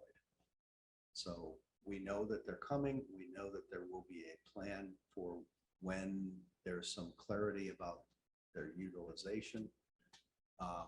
We will not leave it simply to the FBOs. This will be an airport-related planning function. Okay, just to follow up, what I'm really getting at is, no, regardless of how the FAA sorts it out and all the aviation infrastructure that's necessary to get these vehicles from point A to point B. One of the initial things will be folks coming from San Francisco or San Jose and landing here. And I guess do we have any anticipation of where these vehicles will land and where they will, if necessary, recharge themselves? That's part of the discussions going on at other airports right now. And as recently as yesterday, United announced a purchase of vertical takeoff and landing aircraft. So we monitor what's happening and will be positioned appropriately. Okay. So the answer is not yet. There's not a, Not yet. there's not a whole lot to plan for until we know what. They're not trying to land right now, but we are following it. Okay, very good. Let's move on to air service marketing, community relations. I wasn't through with the reports. I had just started Okay, with the with budget question. and finance? Huh? Oh, no, No, with the department. Okay, go department ahead. reports. So Chris, I had a question for you on the year 7 runway safety and the Monterey spine flower and all of that. How does all of that translate then to when we want to cut a tree, or we need to cut a tree, or we need to remove something so we don't get back in that mess? Not quite following the question. So this I has nothing to do, this is just on the wall and everything that This we is replanted. The required, out of our CEQA document and our approvals for both CEQA and NEQA for the runway safety area project, we were required to do 7 years of mitigation and monitoring to replenish what was removed during that project. Okay. So this is saying that we have completed that 7 years and we had 100% success rate on every one of the species that we had. That's to amazing. monitor, That which is. is great, yeah. Good it for you. is. So. Good for us. And and this has been transmitted to Fish and Wildlife and to FAA, so they have the final reports, and we have now closed out those requirements. So this is only specific to that project. We will have additional monitoring for other projects as we go forward. We've started the monitoring and the mitigation for the supplemental grant and the GA apron that we did on the north side along with the the vehicle service roads. That has a component. And when we get into the next bigger phase of the project, we'll have additional requirements for additional environmental, but we take it project by project. So these are project specific related. As it relates to cutting a tree or doing other things, it really is, as a project comes forward, we look at what the environmental impacts will be. Some of them are negligible. Sometimes it's a mitigated negative deck. Sometimes it's a categorical exemption. So, but we do look at each project as a project specific. Okay, so then on the electrical vehicle piece, Mhm. I am in and out here quite a bit. I never see anybody parked over there. When are they using it? They're quick. It's a 20-minute charge. So yesterday, like when I left yesterday, there were 2 cars at 5 o'clock or 5:15 when I left to go. So again, they're only sitting there for no more than a half hour typically, unless they charge and they go and have a bite to eat. But it does not take long. So most of the time people are just sitting in there, they're reading their phone or whatever, and then off they go. So Okay, in a blink, they're gone. I was I like, have seen people there, and you're right. Every time I've seen them used, they're there with their car. Yeah. They're not, which is the departure of the way it used to be, where they would park, go eat, and the cars would just be hooked up and left unattended, but there always somebody sitting in the car. I've seen it used a lot. so- Yeah, yeah, but it's Because you quick. pass right by them as you Yeah. leave the lot. And we have done social media around, charge and recharge, basically encouraging people to go grab a bite to eat. And we've done a lot of that, and we continue to post things on it, but normally, yeah, people just, it's so quick that they don't need to. They pay for it. Do they also have to pay for parking, or how does that work? They do, but it's, if it's under the 30 minutes, then it's that the first 30 minutes are free in our parking lots. So again, that's another reason for them to not stay long. Not stay Or, long. or if they do go grab a bite to eat, then they can get their parking validated by Woody's as well. So there are a number of options for them not having to pay for parking. And then are we going to talk about Mike's report under this? Yeah, if that's a desire of the board, we can address Mike's report. Okay, so Mike, I just had a question on the ARP building. Mhm. Can you, I read it, so it's When I like wrote- Sure. When I wrote one that, hand it was said no and the other hand said yes. We got a mom and dad situation here. kind of, yeah. We did get resolution on Friday, I think. FAA has determined that the sleeping quarters / dormitory procured are now eligible. We had the district office saying one thing about eligibility. Then we had the district office manager say another thing about eligibility. We started design after Chris's team had gone through the eligibility discussion with principals at the office. We got the thumbs up on what was eligible and what would not be. We started design probably about a month and a half ago. The manager of the ADO decided that she needed to opine on what was eligible and ineligible, and surprise, surprise, they were amazingly different. We fought for a while with the ADO manager to gain eligibility. We're successful in getting the fourth vehicle bay added back in. We're unsuccessful in getting the dormitory / sleeping quarters added back in. We probably gave the ADO manager a little bit of a haircut and got some resolution through the regional office. So as of Friday, we were told that the determination is now that the sleeping quarters are eligible. We won't have to put 2 RVs in our RV lot for them to sleep in. Yeah, we won't have to. So we're back to 96.75%. 6.75. Very good. Very good. That's very good. Yeah, that's amazing news, kind of buried in good for you.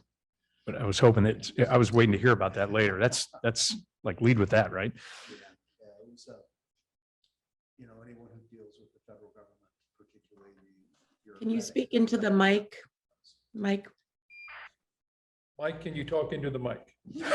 No, I can't. I talk to myself too much. I just don't Yeah. answer. Can you hear him? Can you hear now? Okay. Anyone who deals with the federal government, particularly the bureaucratic side of the federal government, has to endure these episodes once in a while. I look at it as a learning experience for us and for the airport's district office as we move toward the terminal building. I'm hopeful that we've reached some level of détente and understanding. I doubt that hope will be correct. Okay, so on the ARF services, did anybody else have anything on that first one? Because that was my question on that one. Okay. So on the ARF services then, I guess I'm a little unclear. Couldn't anybody provide the fire personnel that we need on this airport as far as a contract, but they just wouldn't go off the airport? They would do what we need on the airport. That's correct. Okay, so was that presented to Monterey and is that being was. presented to Seaside? It was presented to Monterey. I have a video conference with the fire chief at Seaside next week, I believe, Monday. And yes, it will be presented to both of them. Okay, because it's not, the contract with them would not be incumbent upon having a road. Correct. It is somebody that would provide the right personnel that we need. And I think in building this new station, we actually don't even have room for enough people, do we? Like the sleeping arrangements or whatever. No, this station is built solely and totally for aircraft rescue and firefighting. Okay, so I didn't know, because it seems like more of your report is more about the road and the off. So I didn't know how the conversation went. Was it just a flat no, we would not no. be interested No, in providing no. you 3 fire people? No, they indicated that they would consider giving us a proposal just for our services. Okay, I made sure that they understood that unless and until the road were constructed, we could not be, it would be difficult for them to provide off-airport services. Trying to tell them, and I told them that this is simply ARF services. Said if you in the future, if you want to provide regional services and can affect the change in Delray Oaks regarding the road, we're not opposed to that, but at this point, this is just ARF services. I have a Okay. question on that when you're done. yeah, so I just wanted to make clear that we're not going in with if you can't work on the road with us, it's not gonna work. That it is clearly Not even that close. we need 3 people. Not even close. Okay. We know what we need for our ARF services, and that is all we are talking about. Okay. Okay, that's all. Director Pick. Thank you, Chair. So Mike, on that, on the off airport fire service.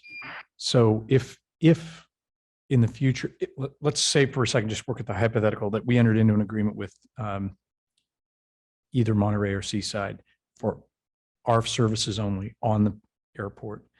And subsequently, there was a resolution to either access through Kona or Delray Oaks. Would the ARF facility be able to hold sufficient resources to handle off airport responses? I thought I heard you say no. No, it is designed solely for ARF services, and that's it. FAA will not pay for anything related to off-airport services. So if an entity said, if there was resolution and off-airport services could be provided from that location, there would have to be modifications done. Got it. Thanks. Couple quick questions in on ARF. When does our contract expire? July of next year. That one was not one of the 100. I'm sorry? That one was not one of the 130. Okay. expected. I'm gonna hear Well, about that we'll one. be reading about it in You will. the noise complaint, I'm sure. What was that, by the way? F-18. F-18? Okay. Yeah.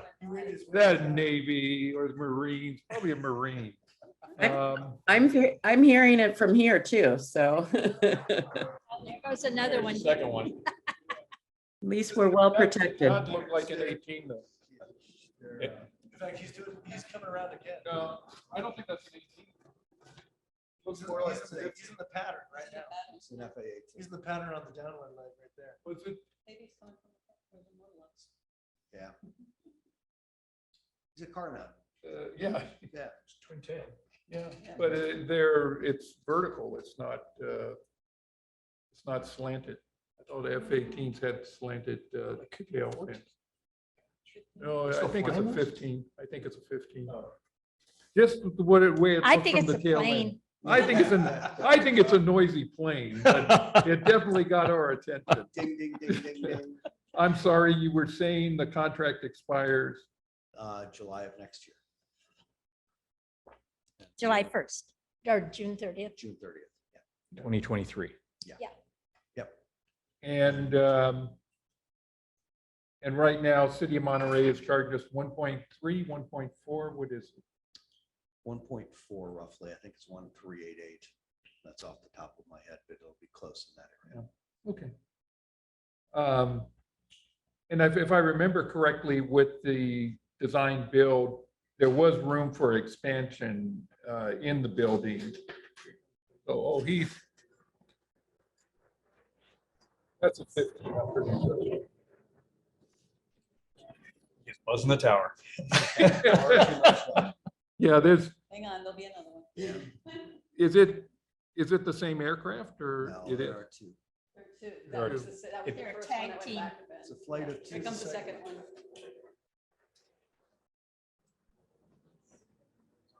Those are 18s. The people on the observation deck are cheering, Lisa. They are. They're like, It would be interesting at our break if we could find out what that's all about. Not that I didn't mind the show, but I'm just kind of curious because I know I'm going to be asked. It's simply put, we have this regularly where they irregularly, where they just come in, shoot a couple of approaches and go away. Okay. Yeah, it's nothing to do with. It's any event. reserve day out of Lemoore. you know. Maybe, yeah, it could be, And, you know, they do that. yeah. And Okay. this is a fun place to come, you know, particularly during car week. Well, yeah. well, they're not landing. They're just going No, by. So what? You can't even call it a touch and go. No, they land. It's just a go. If they land, then they have to deploy the chute and come back. It's a big deal to land. Yeah. So all they're doing is shooting approaches in here. And That's my point. Yeah, it It's looked more like a car target week. run What to does it me, matter?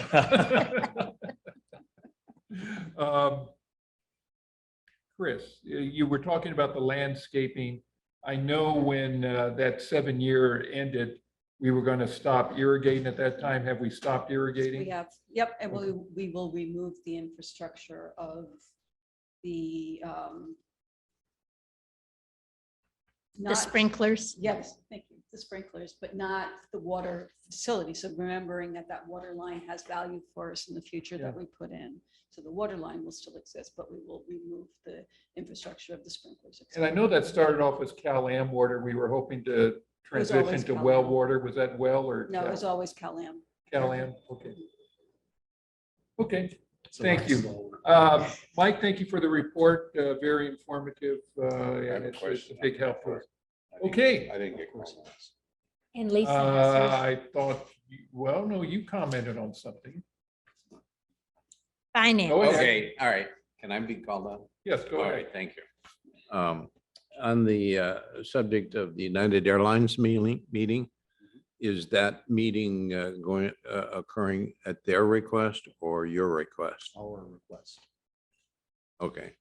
And is this a kind of a routine thing that you do, is request meetings with them? As routine as they will allow, yes. Okay, all right. This is something that is not included in your report, but I've been getting a substantial number of inquiries from particularly GA pilots that have been kind of moved around and they're wondering where their hangar life is going to be going forward. Have you received any inquiries regarding individuals or a group purchasing or leasing property out there and building their own hangars, you know, much like we have with the Northside group out here? Have you gotten any inquiries on all that? No, I have Because not. I'm going to start directing them to you right now. I've been saying, well, way above my pay grade, but I'm getting so many. They're very concerned about what's going to happen to them going forward on hangars. And, I'm sure that you have negotiations or discussions going on with folks that may be helpful in that going forward. But I think we need to, at least the input that I'm getting, you know, we need to start providing some answers to the general aviation community because they're concerned. Okay. The simple answer to the general aviation community is any hangars that are demolished as part of the terminal program will be replaced. So we're not going to lose hangars at this point. There may be a point where we have to eliminate a few hangars because of their condition, but it's not our intention to displace anyone at this point. I understand that. Is there any consideration given to allowing individuals to lease property and build their own hangar? There has been no discussion with anyone about that to date. All right. Anything else, Director Sabel? Anything else? Oh, is that for me? Yeah, I said anything else, Director Sabel? No, I don't. Okay, Director Sani, thank you. Thank you. Just the customs update. I know it said you had a meeting. How did that go? And what would staffing look like for that? Meeting went well. It was a high-level meeting. Next steps are to meet again with the district office in San Francisco. There are no discussions about staffing at this point. That will be driven by whatever program we are allowed to avail ourselves of and what we financially can afford. Is that something that we'll need to do, or they will handle that? Under a user fee program, the sponsor pays for all of the services, inclusive of personnel, benefits, equipment, facilities. The number of personnel that would be staffed will be based upon what we think we would need. We being defined as the Jet Center, and myself in our discussions with Jet Center will determine what the market needs to be serviced, and there will always be the opportunity to grow from there. And it would be like certain hours or that type of thing. It's not a 24/7 operation, correct? Likely that would be correct, but that's not been determined. Okay. All right. Well, it's good to see that we've got the support and continue to have the conversations for how it would work. I know it's, it's taken some time and sounds like it will take a little bit more time, but glad it's being looked at. The other thing was the PR position. Are you considering, are you reaching out to others at this point or looking at changing the description? Or I saw that there was a social media ad that they were hiring for this position recently too. We've reposted the position both at AAAE and ACI. We've posted it at Indeed. It's on our website. We'll be posting it on a new job board, California Jobs. So we continue to beat the bushes, but have had very limited interest at this point. It is at this point not unlikely that I'll come to you for contract services instead of a full-time position. All right. I see some positives with that too. So, and I know, there were discussions about that. So just interesting overall for whether that resource was available. Okay. Thank you. Okay. Again, thank you for your monthly report. They're working very well. Why don't we take things out of order? Lisa, I know you have to step away at 11 o'clock. Yeah, and you would like, we had a meeting yesterday with the lease committee and I was asked to do notes for it. So I'll just read what I had written to the committee essentially. Yes, go ahead. We reviewed the executive summary, lease timeline documents, and current status of the Dma Llc negotiations, which continued to date. The summary provided the surrendered premise valuation provided by Dma, fair market value at $15,593,537, with square footage of 365,468 square feet area, which was divided between surrender premise and improvements of 4.4 million, a little over 4.4 million. The valuation report was discussed as an interesting approach by Aviation Resources, well-known industry appraisers by the district's finance director. To date, the negotiations have been focused on mutually beneficial outcomes, which continue. Conversations about the timeline, previous lease challenges, and current status of conversations were discussed. Director Miller discussed some of the previous historical matters, which were highlighted in the timeline, amidst asking other clarifications of current negotiations. Director Sani asked clarifications about the timeline and what alternatives had been considered and reviewed, and requested those alternatives also be presented at the next update and for the board as well. Executive Director LaPierre discussed some of the challenges and opportunities for the district, highlighting that the large debt service would be difficult for the district to absorb before a project could even be discussed. Discussion of the length of the lease was also discussed, as well as conversations for succession planning with DMA due to the length of the lease. The district expects negotiations to continue after Car Week, and likely more information will be available at the September board meeting. The meeting closed with conversation about the Hagerty event, which is today. That was yesterday. We had conversations, and as well as the increased FBO traffic and operations plans for the week. Okay, thank you. And it is coming next week. We will have a presentation from staff on the contract and negotiations. Is the plan, right? The plan is it should come to you next month. Yes. Excuse me, I said next week. I meant next, at our next board meeting. Yep. Hopefully we'll have a contract at that time too. We'll have the framework of a deal for the board to consider. Very good. Any questions on that? Thank you. Director Sani, if you have to step away, hopefully when we go into closed session, you might be available on telephone. Yeah, I can certainly. Yep. If Scott can just give me a call or whatever. Yep. Okay. Thank you very much. See you in a while. See ya. Thanks. Air Service, Marketing and Community Relations.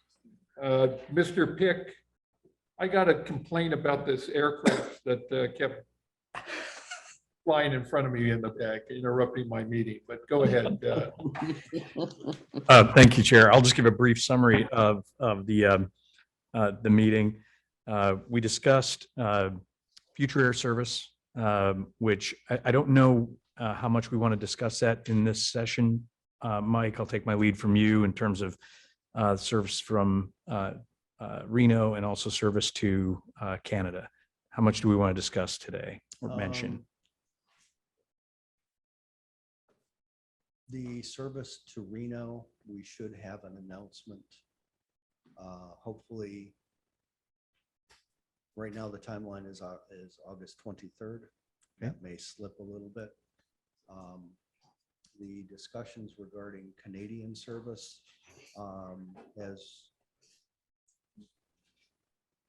we'll probably not have a visit by the carrier, but they want to have a video conference with us about next steps towards service. So Very good. more to come there.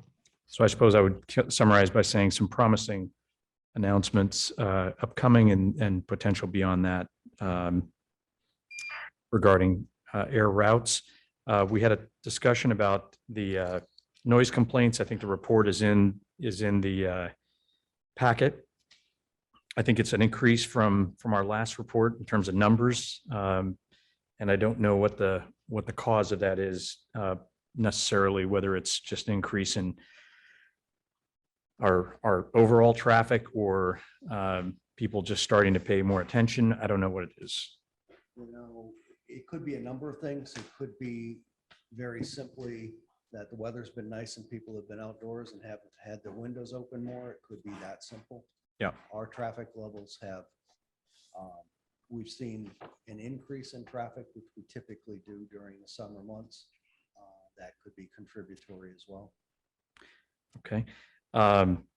The overall route discussion was in terms of volume, was positive. I think that's also mentioned in or referenced in the packet. And then the last bit is the discussion about our social media, I think was covered in great detail. And we discussed that during the committee as well. Chair, I'll turn to you for filling in the prominent gaps I left in that report. How about any comment on the complaint complement file, this one? Right. And Director Sani had a question about the parking complaint where they didn't get a receipt. No, Terrific. That wasn't, you didn't have a complaint about that or a comment, a question? not about that. It was about the car company not having a rental car for people. It was a comment. I think Director Loeffel had talked about the parking. Yeah. Receipt. Yeah. But the rental car company, were they within their service agreements? On the very edge of it, yes. Okay, I know we had I concerns. didn't with hear that. what you said, Mike. On the very edge of it, yes. The question was, were they within the terms of their agreement? They were on the very edge of it. They should have been here. They missed it by about 10 minutes. Okay, Yeah. Chair, I would just say that, two excellent, two poor, and a neutral.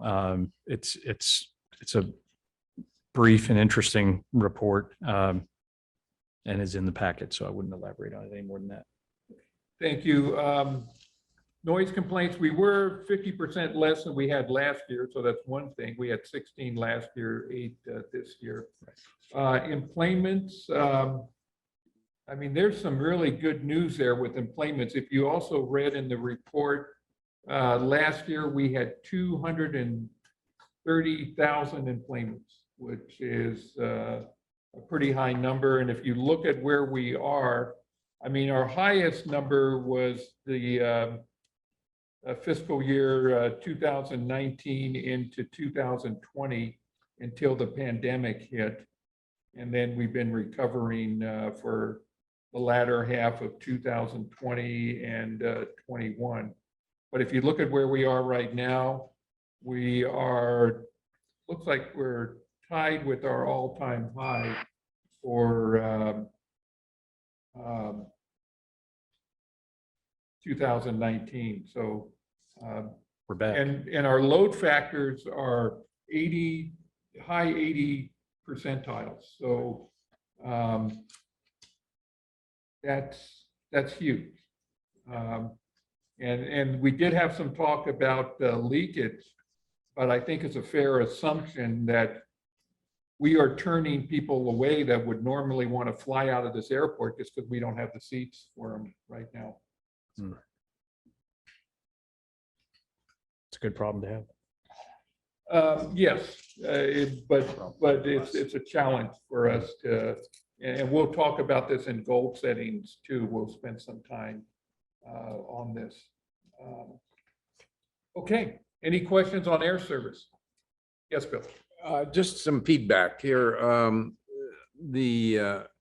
I still get all the, at least the Pasadena complaints. Well, would you just handle them so we don't have to have them? I'm doing the best I can. You notice they're not on the complaint log out there. I think you got to get a few. All right, let me just give my report, okay? Okay, do your report. And Ask that, your question. forget it. Okay, forgotten. Thanks a lot. You're welcome.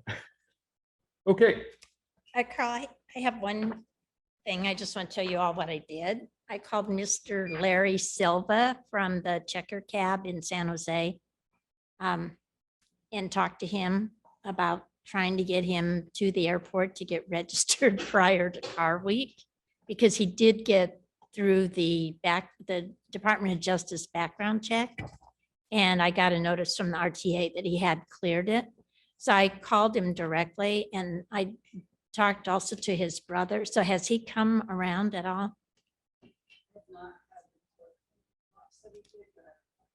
So he said he was going to try to get 4 or 5 of his drivers who would agree to come down here during car week. And he has some who actually live in Salinas, Gonzales, and Soledad.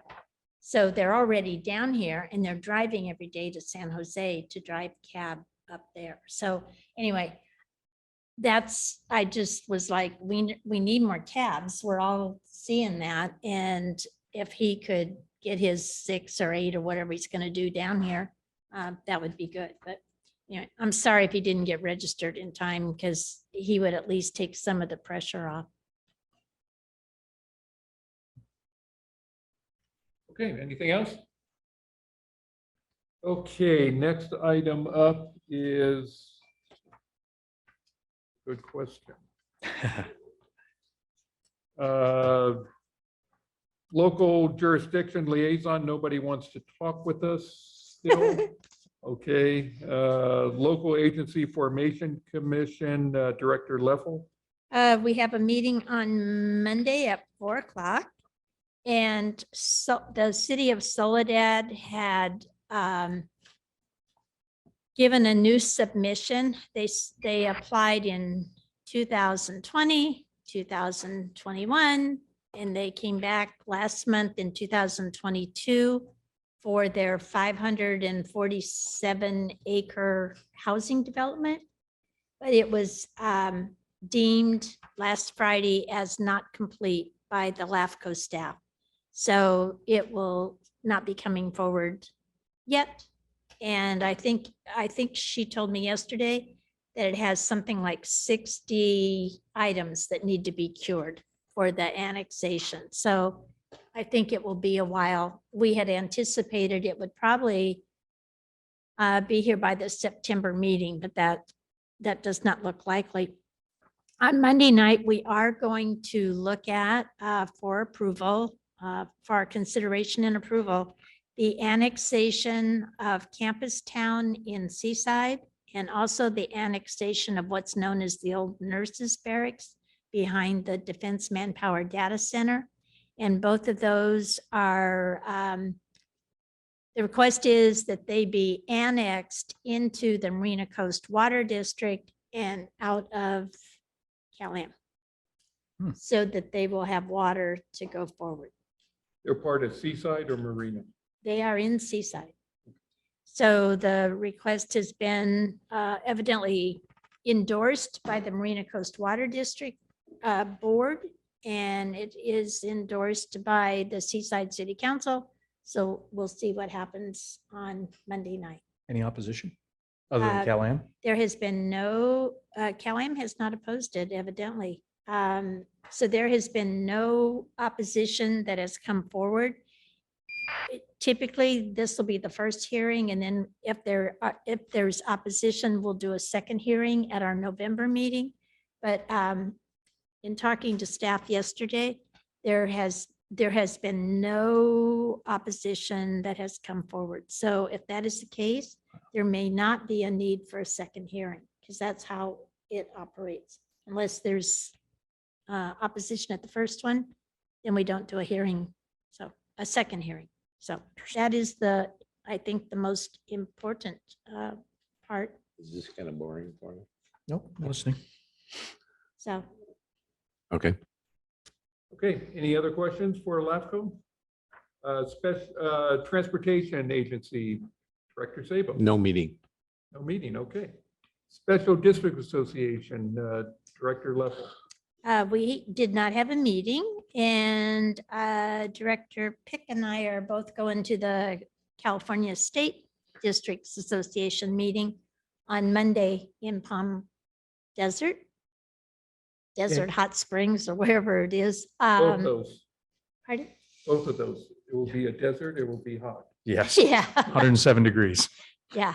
So anyway, I am, just so you all know, I am not representing our district, and I am paying my airfare, my rental car, my hotel room, and I paid my registration. So this is not part of what I charged any of you. It's part of my volunteer efforts as the president of the California Special Districts Monterey chapter. So Mr. Leffel will pay my bills. Thank you. You're welcome. I hope you got a good hotel rate though. when- Yeah, well, nobody wants to go there when it's 107, so it is a good rate. Anyway, we're going down on Monday and we'll be back late Wednesday night. So just so you all know. Okay. Association of Monterey Bay Area Governments, Director Sani is not here. Bill, are you aware? Yeah, of the report? I attended the meeting good. and it was totally dedicated to housing allocations that are being imposed on the various cities in the region. And the bulk of the time was spent with appeals from Sand City and Greenfield, both of which were denied by the board. So they have to live with their allocation, which I guess is quite onerous for both, given that Sand City ended up asking, requiring that they have more, 50% more housing units in Sand City than they have current people resident there. In other words, there's no space. And the best suggestion that came up from the board was, which I found was interesting, since Sand City has part of the Costco parking lots and all that out there, why don't they build a whole second story on all that and put housing on top of those two shopping centers out there? Anyhow, bottom line, nothing that affected the airport, and it was all housing. So that's it. Very good. Any questions for AMBAG? Okay, why don't we go ahead and take a 15-minute break, and we will come back at 11:25. Okay.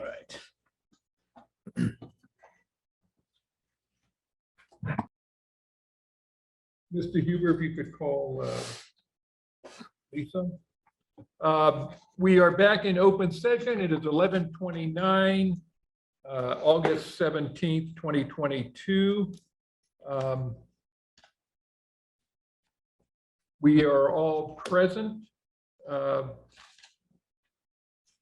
And with the exception of Director Sani.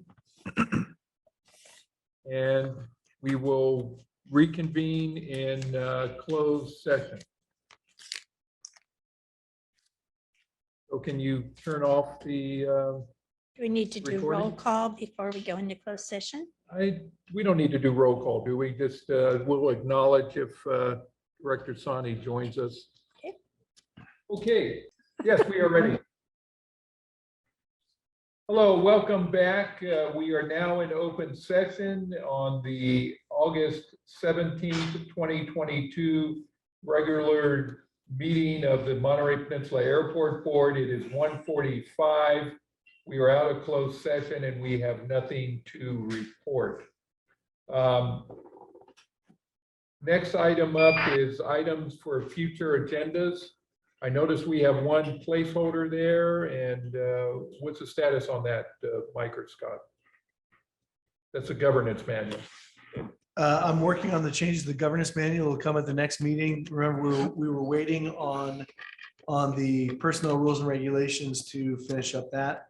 And now that those are set from the board action today, you'll have the governance manual at the next meeting. Sounds good. Do we need the strategic plan on there as an item for future agendas? No, I think we, Why not? What, that we, a future agenda item that a strategic plan. But on the goal, it says we're going to do it by December 15th. So we know we're going to do That's it. his goal. Okay, is that right? Is that what you just said? I think it's all of our goal. Yeah. It's a future agenda item. That's the reason I brought it up, so we don't want to put that on our future agenda item list. well, I see something detached from our regular board meetings, so I don't know, I just don't see a need to add it, but it's no big deal if we do. Yeah. We want to add it? makes Bill happy, sure. We add it. Just say strategic planning session at That's all. some future date. That's all. Okay, anything else? Nope. Anything else, Marion? I have nothing. I'll entertain a motion to adjourn. So moved. All those in favor, say aye. Hi. Aye. We are adjourned at 1:47 and 28, 29, 30 seconds.